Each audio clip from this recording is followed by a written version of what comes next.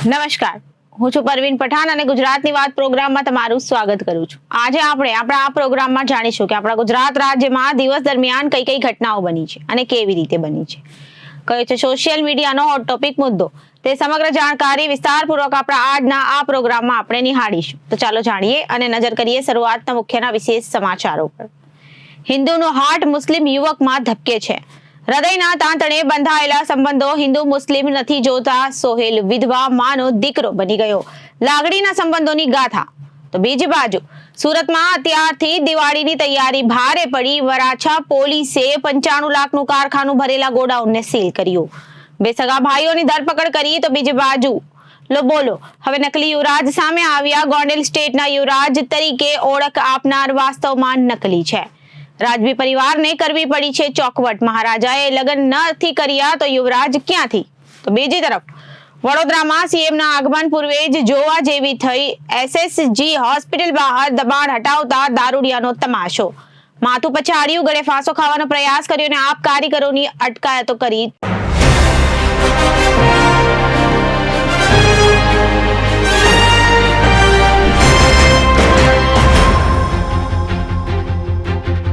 હવે જોઈએ સમાચારો વિગતવાર. અમે ગરીબ પરિવારના છીએ. જીવનમાં બીજું કાંઈ દાન નહીં કરી શકીએ છીએ, પણ મારા પુત્રનું અંગદાન કરીશ.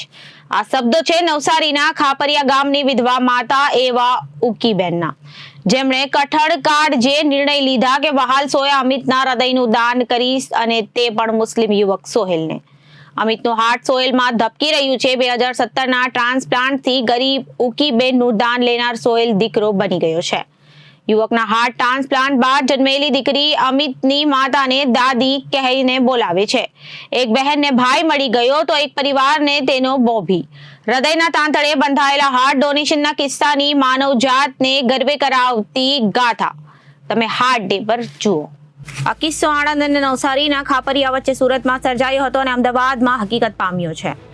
પોતાના સ્વજનને મરણ પથારીએ જોઈએ એટલે ભલભલા રણબંકા ભાગી પડતા હોય છે, અને એમાં પણ જ્યારે વિધવા માનો આધાર હોય તેવો દીકરો મરણ પથારીએ હોય તો તે માતાની શું મનોદશા હશે તે વિચારીને હૃદય કંપી ઉઠે છે.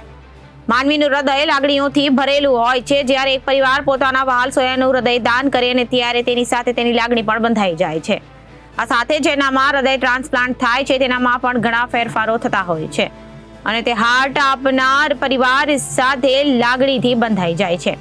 સમગ્ર વાતને સમજાવવા તમારે 3 અલગ અલગ કહાનીઓ વિશે જાણવું પડશે, જેમાં પહેલી તો હૃદય દેનાર પરિવાર, બીજી હૃદય મેળવનાર અને ત્રીજી આ બધા વચ્ચે હાર્ટ ડોનેટ કરવામાં મદદ કરી સેતુ બનાવનારને. અને ઉલ્લેખનીય છે કે હાલ હિન્દુ યુવકનું હૃદય મુસ્લિમ યુવકનો હાથ ધબકી રહ્યું છે, અને મુસ્લિમ યુવક હાલ હિન્દુ પરિવારનો દીકરો બનીને કાળજી રાખી રહ્યો છે. અહીં એ પણ છે કે હાર્ટ આપનાર પરિવારે એક દીકરો તો પહેલાથી જ ગુમાવી દીધો હતો, જ્યારે બીજો દીકરો પણ ગુમાવી દેતા મુસ્લિમ યુવક જ હવે તેમનો એકમાત્ર સહારો બની ગયો છે. નવસારીના ખાપરિયા ગામમાં આવેલા હળપતિવાસમાં 22 વર્ષીય અમિત રમણભાઈ હળપતિ પરિવાર સાથે રહેતો હતો. પિતાનું તો પહેલા જ અવસાન થઈ ગયું હતું. વિધવા માતા, ભાઈ ભાભી અને એક પરિણીત બહેન પરિવાર. અમિત ડ્રાઈવર તરીકે કામ કરી પરિવારનો આર્થિક રીતે મદદરૂપ થતો હતો. તે દરમિયાન જુલાઈના 2017મી અમિત રાત્રે 8:30 કલાકે પોતાના ગામ ખાપરિયાથી બિલીમોરા પોતાના મિત્ર વિક્રમ સાથે બાઇક ઉપર જતો હતો. ત્યારે ચંગા ગામ પાસે અચાનક કૂતરું રસ્તા વચ્ચે આડું. વિક્રમે બ્રેક મારી જેથી બાઇક સ્લીપ થતા અમિત બાઇક પરથી નીચે પડી ગયો હતો.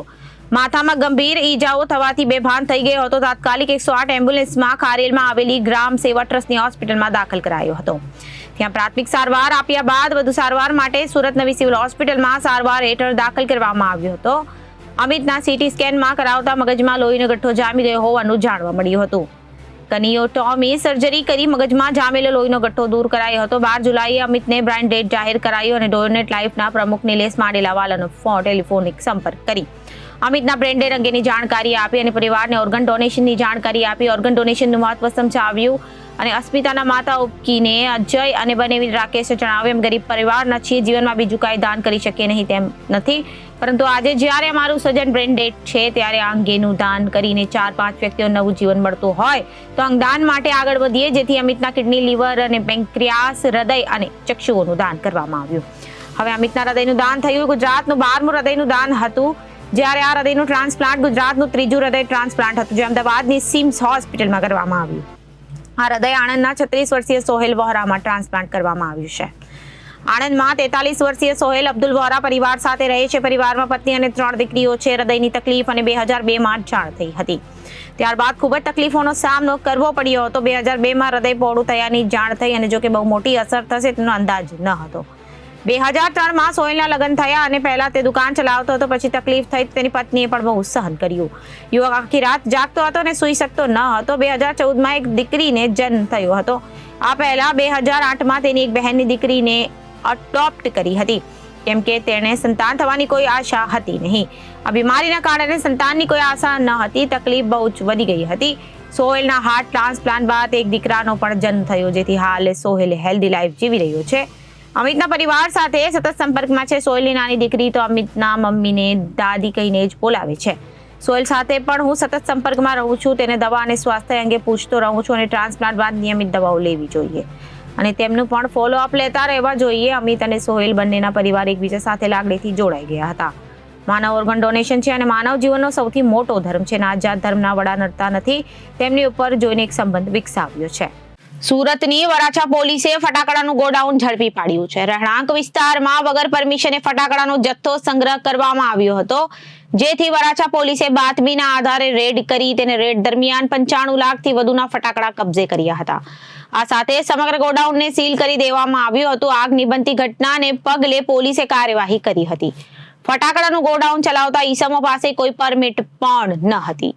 હાલ તો પોલીસે 2 સગા ભાઈઓની ધરપકડ કરી છે, જ્યારે એક ભાઈને વોન્ટેડ જાહેર કર્યો છે. મળતી માહિતી પ્રમાણે આરોપીઓ મૂળ ભાવનગરના હમીરપરાના ચેતનભાઈ ધમશીરભાઈ રાંગાણી અને તેના ભાઈ અશ્વિન અને મનોજીભાઈ ઉર્ફે મુન્નાએ સંતોષીનગરમાં પરેશભાઈ દાનાભાઈ આહિરની દુકાન અને ગોડાઉન પાસેથી ભાડેથી રાખ્યું હતું, જેમાં ગેરકાયદેસર સ્ફોટક ફટાકડાનો સ્ટોક સંગ્રહ કરી રાખ્યો હતો અને સેફટીના સાધનો નહીં રાખી લોકોની જિંદગી જોખમમાં મૂકી હતી. આ અંગે વરાછા પોલીસે બાતમી મળતા રેડ કરી હતી, જેમાં સ્ફોટક પદાર્થ, અલગ અલગ કંપનીના ફટાકડા, ખાકી કાર્ટૂન અને અલગ અલગ કંપનીના છૂટકડા અંદાજે 95.17 લાખનો જથ્થો મળી આવ્યો. દુકાને અને ગોડાઉનનું 75,000 માસિક ભાડું ચૂકવવામાં આવતું હતું.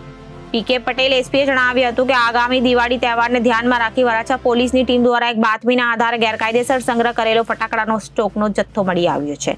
આ ફટાકડાને લઈ લાયસન્સ પણ ન હોવાનું સામે આવ્યું છે. મામલે વરાછા પોલીસે મારુતિ ચોક ખાતે આવેલા સંતોષનગર શોપ પર 11 નંબરના ગોડાઉનમાં 95.17 લાખનો ફટાકડાનો જથ્થો કબજે કર્યો. વધુમાં જણાવ્યું હતું કે જથ્થો રાખનાર 2 સગા ભાઈની એક્સક્લુઝિવ એક્ટ માનવ જિંદગીને નુકસાન કરતા નવા કલમ પ્રમાણે કાર્યવાહી કરી ધરપકડ કરી છે. બંને આરોપીઓની પૂછપરછમાં જાણવા મળ્યું કે આ ઈસમો તામિલનાડુના શિવકાશીથી દિવાળી પહેલા ફટાકડાનો જથ્થો લીધો હતો હોવાનું જણાવ્યું હતું. આ જથ્થો રાખવા માટે કોઈ ફાયર અને સેફટી સહિતની પરમિશન લેવામાં પણ આવી હતી નહીં. લાયસન્સ પણ ન હતું અને વધુમાં જણાવ્યું હતું કે સ્ફોટક તમામ જથ્થાને વરાછા પોલીસ દ્વારા સુરક્ષિત જગ્યાએ ખસેડવામાં આવ્યો છે. ફટાકડા હોવાથી તેને સુરક્ષિત જગ્યાએ રાખવી ખૂબ જ જરૂરી છે. રેસિડેન્સી વિસ્તારમાં આવો વિસ્ફોટક જથ્થો રાખવાથી કોઈ દુર્ઘટના બની શકે છે કે જેથી હાલ આ બંને ઈસમોની ધરપકડ કરવામાં આવી છે, જ્યારે આ આરોપીના વધુ એક ભાઈને વોન્ટેડ જાહેર કરવામાં આવ્યો છે. ગોંડલના સ્વપ્ન દ્રષ્ટા રાજવી સર ભગતવતસિંહને કારણે આજે પણ ગોંડલ રાજ્યની રાજવી પરિવારની ખ્યાતિ દેશ વિદેશમાં ફેલાઈ છે. ત્યારે યદુવેદનસિંહ નામની વ્યક્તિએ પોતે ગોંડલ સ્ટેટના યુવરાજ તરીકે ઓળખ આપી સમારંભોમાં મહાલતા હોવાની વિગતો સામે આવતા ચકચાર મચી જવા પામી છે. બીજી બાજુ રાજવી પરિવારે આ વ્યક્તિને નકલી ગણાવી કોઈ પણ જાતના સંબંધ નથી તેવી ચોખવટ કરી છે. રાજવી પરિવાર નકલી યુવરાજ સામે કાનૂની કાર્યવાહી કરે તેવી શક્યતાઓ પણ દર્શાવાઈ છે. નકલી ડોક્ટર, કલેક્ટર, પોલીસ કે પીએ બાદ હવે કોઈ રાજ્યના નકલી યુવરાજ તરીકે ઓળખ આપનારા પણ પડ્યા છે અને સમાજને ઊંધા ચશ્મા પહેરાવી રહ્યા છે તેવી વિગતો બહાર આવતા ગજબ થયો છે.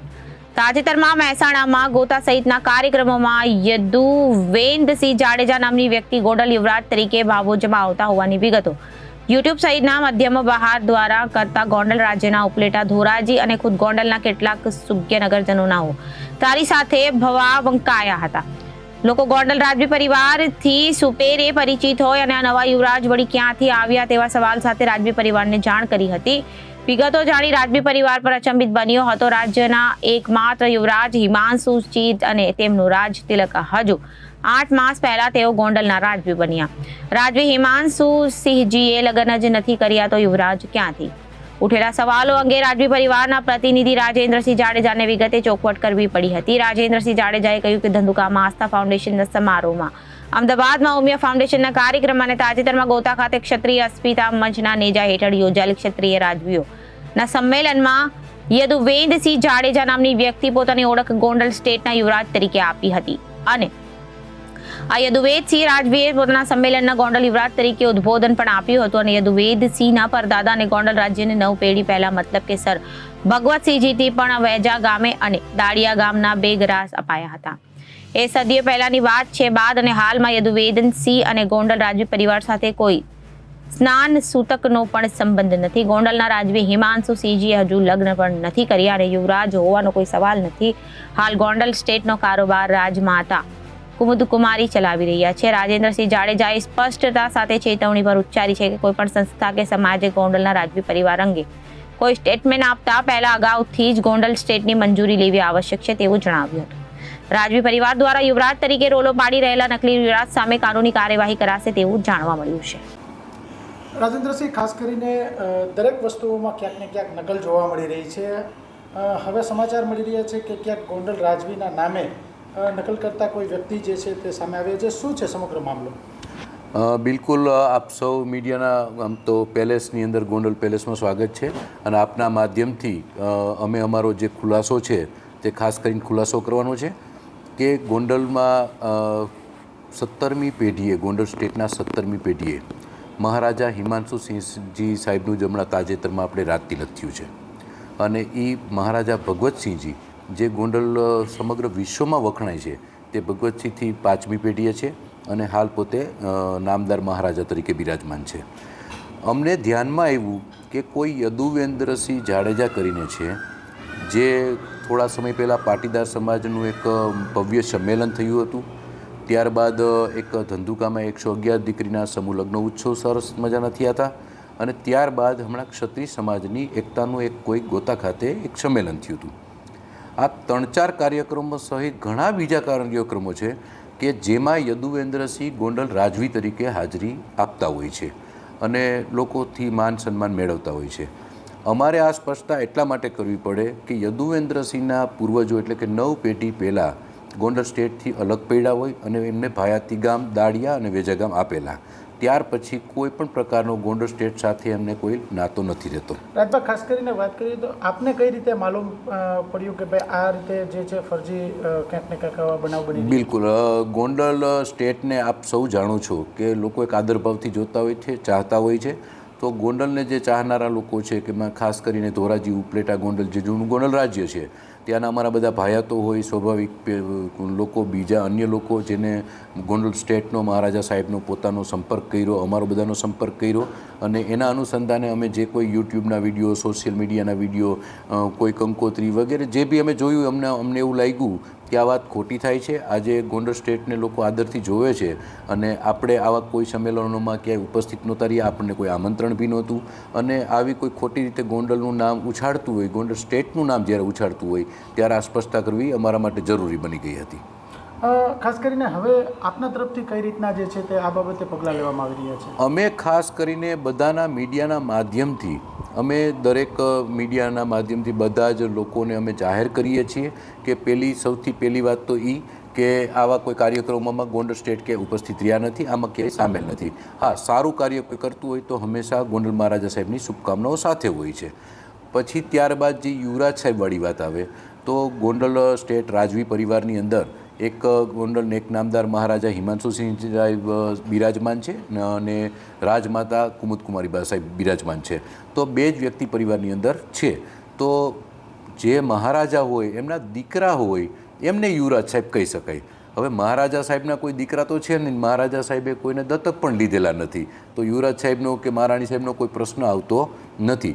અમે જાહેર જનતાને ખાસ કરીને વિનંતી કરી છે કે જ્યાં ગોંડલ સ્ટેટનું કોઈ આવી વાત આવતી હોય તો અમને ધ્યાન દોરવું. અને વડોદરાની સયાજી હોસ્પિટલમાં આવેલા મેડિકલ કોલેજ ઓડિટોરિયમ ખાતે આજે લઘુ ઉદ્યોગ ભરતી ક્ષેત્રે સંમેલનનું યોજાયું હતું. આ કાર્યક્રમમાં મુખ્યમંત્રી ભૂપેન્દ્ર પટેલ પણ હાજર રહ્યા હતા. તે પૂર્વે જ સ્વચ્છતા અભિયાનમાં સહભાગી થયેલા અને વિશ્વામિત્રીમાં સાફ સફાઈ કરી રહેલા આપના 10 કારીગરોની અટકાયત કરવામાં આવી હતી. આ સાથે જે લોકો ત્યાં વ્યવસાય કરતા હતા તેઓના દબાણોમાં હટાવવામાં આવ્યા હતા અને દરમિયાન દબાણ શાખાની ટીમના અધિકારીઓ એક દારૂડિયા વચ્ચે જોવા જેવી થઈ હતી. આ દારૂડિયા આપઘાતનો પ્રયાસ કર્યો હતો અને જમીન પર માથું પછાડ્યું હતું. ઉલ્લેખનીય છે કે વડોદરા મહાનગરપાલિકાના વિપક્ષ નેતા ચંદ્રકાંત શ્રીવાસ્તવના ઘરે પણ પોલીસનો બંદોબસ્ત ગોઠવી દેવામાં આવ્યો છે, તેમજ કોંગ્રેસના કેટલાક કાર્યકર્તાઓને પણ નજરકેદ કરવામાં આવ્યા છે. મુખ્યમંત્રીના આગમન પૂર્વે સયાજી હોસ્પિટલની આસપાસ સાફ સફાઈ રંગારંગ અને દિવસભર હોસ્પિટલના ગેટ બહાર ખાનગી એમ્બ્યુલન્સનો જમાવડો રહેતો હોય છે. ત્યાં આજે સન્નાટો જોવા મળ્યો હતો, તો બીજી તરફ હોસ્પિટલના ગેટ બહાર વ્યવસાય કરતા એક વ્યક્તિની કેબિન અને સામાન દબાણ શાખા હટાવી હતી. તે વ્યક્તિની કેબિન અને સામાન્ય દબાણ માટે શાખા હટાવવા માટે નશામાં તે ધૂત હતો અને સામાન ન લઈ જવા દેવા પોતાના હાથમાં પથ્થર લીધો હતો, તેમજ જમીન પર માથું પછાડ્યું હતું, તેમજ બાજુમાં રહેલા ઝાડના કેબલ સાથે ગળે ફાંસો ખાવાનો પ્રયાસ કર્યો હતો. આ દરમિયાન દબાણ શાખાના એક કર્મચારીએ કટર વડે વાયર કાપી નાખ્યો હતો અને બાદમાં દબાણ શાખાની ટીમ નીકળતી હતી ત્યારે દારૂડિયો તેઓની ગાડીની આસપાસ સામાન ન લઈ જવા માટે આજીજી કરતો હતો નજરે પડ્યો હતો. મુખ્યમંત્રીના આગમન પૂર્વે કોઈ પણ પ્રકારનો વિરોધ કે અડચણ ઊભી ન થાય તે માટે પોલીસે ચુસ્ત બંદોબસ્ત ગોઠવી દીધો છે. હોસ્પિટલની આસપાસના દબાણને દૂર કરવા આવી અને પોલીસને સ્ટેન્ડ બાય રાખવામાં આવી છે. દરમિયાન વિશ્વામિત્રી કાલા ઘોડા બ્રિજ પર આવેલા ઘાટ પર સાફ સફાઈ કરી રહેલા આમ આદમી પાર્ટીના 10 જેટલા કાર્યકર્તાઓની અટકાયત કરવામાં આવી છે. અને આ અંગે મુખ્યમંત્રીએ જણાવ્યું હતું કે નરેન્દ્રભાઈના નેતૃત્વમાં ભારતમાં 5મી મહાસત્તા બની છે અને 3જી મહાસત્તા તરફ આગળ વધી રહ્યા છે. અનેક નવા ક્ષેત્રોના દ્વાર ખુલ્યા છે. લઘુ ઉદ્યોગ ભારતીય એક ઇન્ડિયાનું સૂત્ર આકાર કર્યું છે અને આખા દેશમાં રાષ્ટ્ર પ્રથમની ભાવના જાગી છે. વિકસિત ભારતમાં રાષ્ટ્રહિતનું કામ કર્યું હતું. ભારતની નિકાસ માટે તે માટે એક ઇન્ડિયાની શરૂઆત કરી છે. આજે દેશમાં ઇનોવેશનનું પ્રમાણ વધ્યું છે અને નાના ઉદ્યોગોનો વિકાસ થયો છે. વડાપ્રધાનની ત્રીજી ટર્મમાં દેશ ત્રીજી આર્થિક મહાસત્તા બનવા જઈ રહ્યો છે. MSME ઉદ્યોગને વેગ મળ્યો છે. વધુ ઉદ્યોગ ભારતીય ક્ષેત્રીય સંમેલનમાં લઘુ ઉદ્યોગ ભારતીના રાષ્ટ્રીય અધ્યક્ષ ઘનશ્યામ ઓઝા, લઘુ ઉદ્યોગ આર્થિક અખિલ ભારતીય સંગઠન અને પ્રકાશ ચંદ્રગુપ્તા સહિત ક્ષેત્રીય આગેવાનો અને વડોદરાના અધ્યક્ષ વિરલ ચૌધરી ઉપસ્થિત રહ્યા હતા. કાર્યક્રમમાં વડોદરાના સાંસદ ડોક્ટર હેમાંગ જોશી, વિધાનસભાના મુખ્ય દંડક બાલકૃષ્ણ શુક્લા, ધારાસભ્ય કેયુર રોકડિયા, મનીષા વકીલ, મેયર પિંકી અને બેન્સોની સહિત મોટી સંખ્યામાં ગુજરાતમાંથી લઘુ ઉદ્યોગ ભરતીના મેમ્બર ઉપસ્થિત રહ્યા હતા. દેવભૂમિ દ્વારકાના પાદરામાં આજ રોજ ઢળતી સાંજે એક ખાનગી બસ તથા સ્વિફ્ટ અને ઇકો મોટરકાર વચ્ચે ટ્રિપલ જીવલેણ અકસ્માત સર્જાયો હતો, જેમાં 7 મુસાફરોના કમકમાટી ભર્યા મોત નીપજ્યા હતા, જ્યારે 15 થી વધુ મુસાફરોને નાની મોટી ઈજા થઈ હતી. આ અકસ્માત એટલો ગમખ્વાર હતો કે વાહનોના કુરચા બોલી ગયા હતા. આ ગોજાર અકસ્માતમાં એક જ પરિવારના 5 લોકો સહિત 7 લોકોના મોત થયા છે, જ્યારે અકસ્માતમાં મૃતકોમાં 2 માસૂમ બાળક પણ સામેલ છે. મળતી વિગતો મુજબ મોટાભાગના મૃતકો ગાંધીનગરના કલોલ તાલુકાના પલસાડા ગામના રહેવાસી છે. આ ઘટનાના પગલે સમગ્ર દ્વારકા જિલ્લાની રેસ્ક્યુ ટીમ, ડોક્ટરો, સેવાભાવી કાર્યકરો ઘટના સ્થળે દોડી ગયા હતા અને રાહત બચાવની કામગીરી કરી હતી. આ કરુણ બનાવની જાણવા મળતી વિગત મુજબ દ્વારકા ખંભાળિયા ધોરી માર્ગ પર દ્વારકાથી આશરે 6 કિલોમીટર દૂર બરડિયા ગામ પાસે આજ રોજ રાત્રે 8:01 વાગ્યાને પસાર થઈ રહેલી ખાનગી ટ્રાવેલ્સની બસ નંબર NL 01B2207 આડે કોઈ પશુ ઉતરતા તેને બચાવવા માટે બસના ચાલકે કાવો માર્યો હતો, જેના કારણે બસ ડિવાઈડર ટપીને રોડની એક તરફ પલટી ખાઈ ગઈ હતી. આ સમયે દ્વારકા તરફ આવી રહેલી એક સ્વિફ્ટ મોટરકાર GJ11BH8988 ની તેની સાથે એક ઇકો મોટરકાર GJ18BL3159 વચ્ચે ટ્રિપલ અકસ્માત સર્જાયો હતો અને મોટરસાયકલ પણ આ અકસ્માતગ્રસ્ત વાહન સાથે ટકરાયું હતો. ઘટનામાંની એક રાહદારી પણ અકસ્માતની અડફેટે ચડી ગયા હતા. બનાવના પગલે જિલ્લાના જુદા જુદા વિસ્તારમાં 108 એમ્બ્યુલન્સ તેમજ સરકારી હોસ્પિટલ તેમજ ખાનગી હોસ્પિટલમાં ઘવાયેલા હોસ્પિટલ તેમજ ખંભાળિયા ખસેડવાની તાકીદ વ્યવસ્થા કરવામાં આવી હતી. આટલું જ નહીં, ગમખ્વાર અકસ્માત થતા અહીંના ધારાસભ્ય અને કેબિનેટ મંત્રી મુળુભાઈ બેરા, સાંસદ પૂનમબેન માડમ વગેરે ઘટના સ્થળે દોડી જઈ જરૂરી વ્યવસ્થાઓ કરવામાં મદદરૂપ થયા હતા. ખંભાળિયાની સરકારી હોસ્પિટલમાં ઘવાયેલાઓને તાકીદે તમામ સારવાર મળી રહે તે માટે જામનગરથી જીજી હોસ્પિટલના ડોક્ટરોની ટીમનું પણ ત્યારે આગમન થયું હતું. જામનગરની જીજી હોસ્પિટલમાં પણ ડોક્ટરોની ટીમ સ્ટેન્ડ બાય રાખવામાં આવી હતી. પ્રાંત ઓફિસર અનમોલ એવટે જણાવ્યું હતું કે ફર્નલ હોટલ પાસે એક રોડ અકસ્માત થયો હતો, જેમાં એક બસ, એક કાર અને એક મોટરસાયકલ વચ્ચે જોરદાર અકસ્માત થયો છે, જેમાં 7 લોકોના મોત અને 15 લોકો ઘાયલ છે. ઘાયલોને પ્રાથમિક સારવાર આપ્યા બાદ ખંભાળિયાની સિવિલ હોસ્પિટલમાં વધુ સારવાર માટે ખસેડાયા છે. મૃતકોમાં 5 લોકો કલોલ ગાંધીનગરના રહેવાસી, જેમાં હેતલબેન ઠાકુર 28 વર્ષે, પ્રિયાંશી ઠાકુર 18 વર્ષ, તાનિયા ઠાકુર 3 વર્ષ, રિયાજી ઠાકુર 2 વર્ષ અને વિરેન ઠાકુરનો સમાવેશ થાય છે. આ ઉપરાંત વરાડિયાના રહેવાસી 26 વર્ષીય ચિરાગ રાણાભાઈ અને એક મહિલાનું પણ મૃત્યુ નિપજ્યું હતું. બનાવના પગલે અહીંના ઇન્ચાર્જ જિલ્લા પોલીસ વડા હાર્દિક પ્રજાપતિ તેમજ દ્વારકાના ડીવાયએસપી સાગર રાઠોડની ટીમે હાઈવે માર્ગ પર જરૂરી બંદોબસ્ત ગોઠવી વાહન વ્યવહાર તેમજ ઘવાયેલા માટે વ્યવસ્થાઓ કરી હતી. આ ગમખ્વાર અકસ્માતમાં મૃતકની સંખ્યા વધે તેવી સંભાવનાઓ વ્યક્ત કરવામાં આવી રહી છે. અને સાબરકાંઠા જિલ્લાના હિંમતનગર પાસે 4 દિવસ પહેલા વહેલી સવારે ગમખ્વાર અકસ્માત થયો હતો. હાઈવે પર ઇનોવા ટ્રેલરના પાછળના ભાગમાં ઘૂસી જતા 7 લોકોના ઘટના સ્થળે જ મોત થયા હતા. ઇનોવામાં સવાર તમામ 8 યુવક અમદાવાદના રહેવાસી હતા અને તેઓ શામળાજી બાજુથી અમદાવાદ જઈ રહ્યા હતા. અકસ્માત એટલો ગંભીર હતો કે ઇનોવાનો કચ્ચરગાળ નીકળી ગયો હતો અને અંદર લાશો ફસાઈ ગઈ હતી, જેથી ગેસ કટર દ્વારા કારના પતરા કાપી લાશો બહાર કાઢવી પડી હતી. આજે દ્વારકાથી નજીક ખાનગી ટ્રાવેલ્સ અને 2 બીજા 4 વ્હીલ વાહન, એક બાઇકનો જે ભયંકર અકસ્માત થયો, ત્યાં આજે હું દ્વારકામાં જ હતો. સ્થળ ઉપર જ 7 જેટલા વ્યક્તિઓના મૃત્યુ થયા છે. એમાં 4 નાના બાળકો છે. બીજા ખંભાળિયા હોસ્પિટલમાં ત્યાંથી રિફર કર્યા હતા 8, અને એમાંથી લગભગ 2, એક વધારે ગંભીર છે અને જામનગર ખંભાળિયા હોસ્પિટલથી રિફર કર્યા છે અને બાકીના ખંભાળિયા હોસ્પિટલમાં સારવાર લઈ રહ્યા છે. 2 દ્વારકા પણ સારવાર લઈ રહ્યા છે. ખૂબ દુઃખદ ઘટના આજે દ્વારકાની બાજુમાં જ જે અકસ્માત થયો એ બની. અને ત્યાં આજે અમે દ્વારકામાં જ હતા, તો ખબર મળતા ત્યાં જ સ્થળ ઉપર ગયા હતા. ત્યાંના પ્રાંત અધિકારી, પોલીસ તંત્ર અને જે આરોગ્યની ટીમ છે એને ત્યાં પહેલા દ્વારકા હોસ્પિટલ બધાને લઈ ગયા અને ત્યાંથી ખંભાળિયા જેને રિફર કરવા જેવા હતા એ બધાને લેવા. આજે હમણાં અત્યારે ખંભાળિયા હોસ્પિટલમાં પણ મેં જેને ઈજાઓ થઈ છે અકસ્માતમાં એને હમણાં મળ્યો છું અને એની સ્થિતિ અત્યારે સારી છે. ખંભાળિયા હોસ્પિટલમાં સારવાર લઈ રહ્યા છે. એક બેન છે એને વધારે તકલીફ છે, એટલા માટે એને ત્યાં જામનગર રિફર કરવામાં આવ્યા છે.